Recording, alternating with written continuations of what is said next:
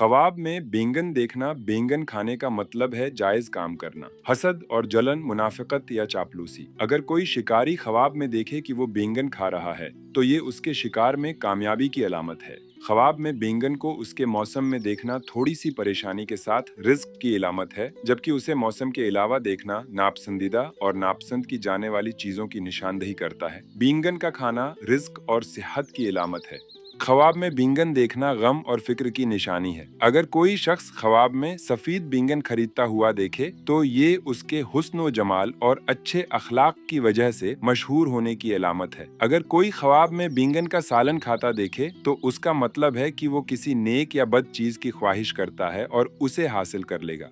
इमाम नाबलसी के मुताबिक ख्वाब में बैंगन को इसके मौसम में देखना थोड़ी सी परेशानी के साथ रिस्क की अलामत है। अगर उसे मौसम के अलावा देखा जाए तो यह नापसंदीदा चीजों की अलामत है। ख्वाब में बैंगन खाना जायज काम करने, अल्फाज में चापलूसी करने, हसद और मुनाफकत की निशानी है। अगर कोई शिकारी ख्वाब में बैंगन देखे तो ये उसके शिकार में कामयाबी और खुशी की अलामत है।